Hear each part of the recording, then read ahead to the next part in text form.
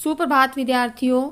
आज हम इस वीडियो में हमारी हिंदी पाठ्य पुस्तक वसंत का पाठ 12 कंचा कहानी का पुस्तक पठन करेंगे।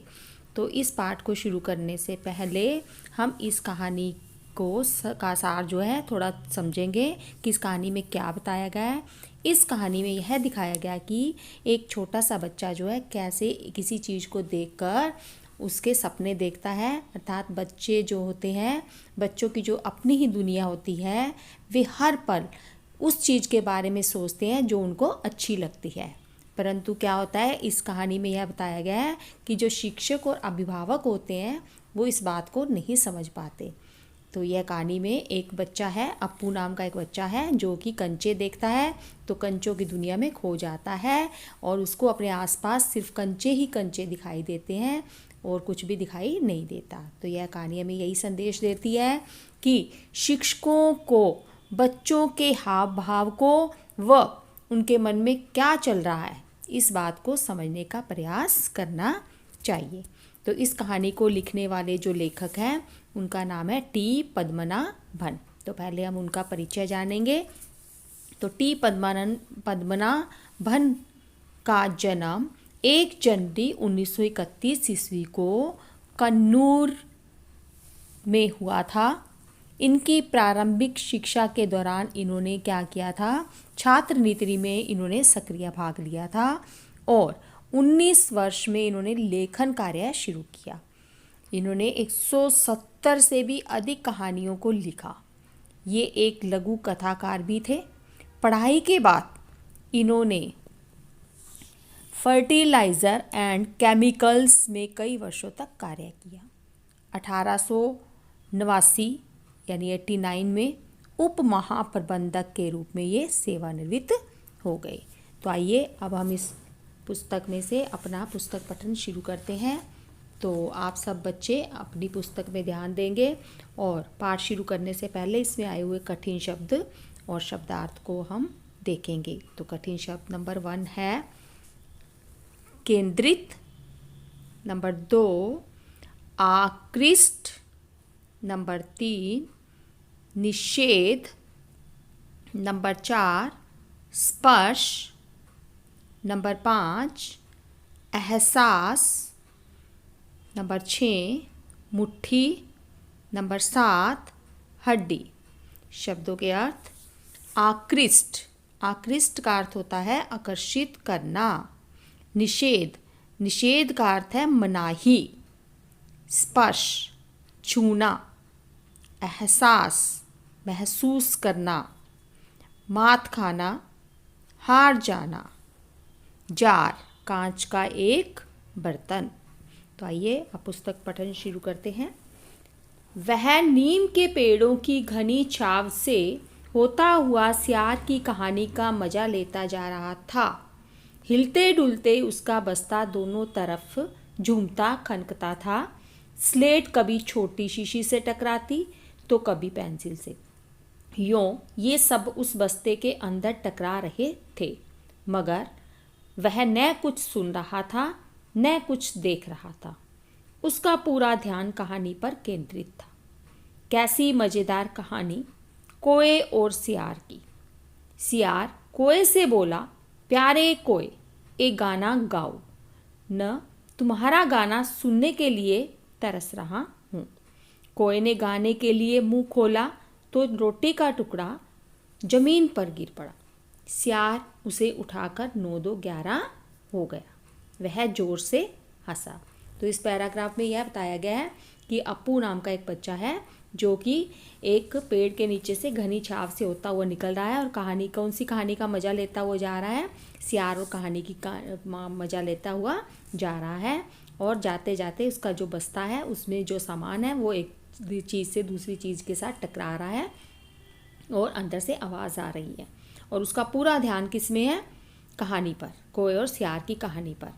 और वो उसमें क्या सुन रहा है कि सियार जो है वो कोए से क्या बोलता है कि प्यारे कोए, मुझे एक गाना सुनाओ, मैं तुम्हारे गाने के लिए तरस रहा हूँ। तो इस कहानी में क्या था, कोए ने जैसे ही गाने के लिए मुंह खोला तो रोटी का टुकड़ा जो है वो क्या हो गया, नीचे गिर गया और सियार उसे उठाकर भाग गया। आगे बुद्धू कौआ वह चलते चलते दुकान के सामने पहुंचा। वहां अलमारी में कांच के बड़े बड़े जार कतार में रखे थे।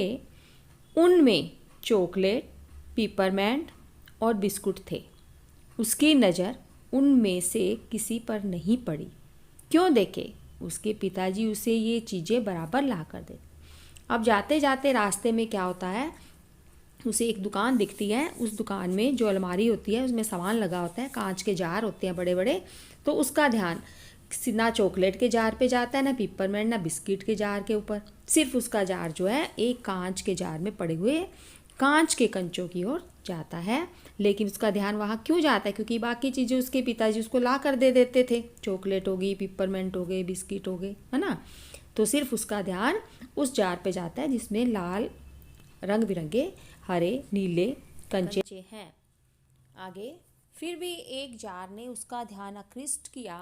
वह कंधे से लटकते बस्ते का फीता एक तरफ हटाकर उस जार के सामने खड़ा टुकुर टुकुर ताकता रहा। नया नया लाकर रखा गया है, उससे पहले उसने वह चीज़ यहाँ नहीं देखी है। इस पैराग्राफ में ये बताया है कि जो जन कंचों का जार है वो पूरा उसका ध्यान उस जार पर है, और वह कंधे से लटकता हुआ जो बस्ता है उसको हटाकर एक तरफ रख देता है और उस जार को ध्यानपूर्वक टुकर टुकर का मतलब होता है लगातार देखता रहता है। और इस प्रकार का जार उसने पहले कभी नहीं देखा था। आगे, पूरे जार में कंचे हैं, हरी लकीर वाले बढ़िया सफ़ेद गोल कंचे, कंचे आंवले जैसे, कितने खूबसूरत हैं। अब तक ये कहाँ थे? शायद दुकान के अंदर। अब दुकानदार ने दिखाने के लिए बाहर रखा होगा। उसने सोचा कि दुकानदार ने पहले इसको अंदर रखा हुआ था, अब इसने दिखाने के लिए इसको बाहर रखा है। उसके देखते देखते जार बड़ा होने लगा। वह आसमान सा बड़ा हो गया तो वह भी उसके भीतर समा गया। उसको ऐसे लगा कि जो जार है वो बड़ा होता जा रहा है, वो उस जार के अंदर समा गया है। और कोई लड़का तो नहीं था, फिर भी उसे वही पसंद था। छोटी बहन के हमेशा के लिए चले जाने के बाद वह अकेले ही खेलता था। उसकी छोटी बहन थी एक, जो कि भगवान को प्यारी हो गई थी, अर्थात उसकी मृत्यु हो गई थी। वह कंचे चारों तरफ बिखेरता मज़े से खेलता रहा। तभी एक आवाज़ आई, लड़के तू उस जार को नीचे गिरा देगा। वह चौंक उठा। देखो, इतनी देर में ही उसको ऐसे लगा जैसे दुकानदार ने उसको आवाज़ लगाई हो और उसको डांट रहा है, और एकदम से उसकी आवाज़ सुनकर वह चौंक उठता है और उसका सपना टूट जाता है। आगे, जार अब छोटा बनता जा रहा था। छोटे जार में हरी लकीर वाले सफ़ेद गोल कंचे, छोटे आंवले जैसे। जैसे दुकानदार ने उसको आवाज़ लगाई तो उसको ऐसे लगा कि जार अब क्या हो गया है, वापस से छोटा हो गया है। सिर्फ 2 जने वहाँ हैं, दुकानदार और वह कौन? अप्पू। दुकानदार के चेहरे पर कुछ चिड़चिड़ाहट थी। मैंने कहा ना, जो चाहते हो वह मैं निकाल दूँ। वह उदास होकर खड़ा रहा। क्या कंचा चाहिए? दुकानदार ने जार का ढक्कन खोलना शुरू किया तो उसने निषेध में सिर हिलाया। दुकानदार ने गुस्से में उसको बोला कि जो चाहिए मैं निकाल देता हूँ, क्योंकि वो जार के ऊपर झुक रहा था। तो दुकानदार को गुस्सा आ रहा था, तो उसने कहा जो चाहिए मैं निकाल देता हूँ। तो उसने निषेध में, यानी उसने मना कर दिया। आगे पैराग्राफ। तो फिर सवाल खूब रहा, क्या उसे कंचा चाहिए? क्या चाहिए उसे खुद मालूम नहीं। जो भी हो, उसने कंचे को छूकर देखा।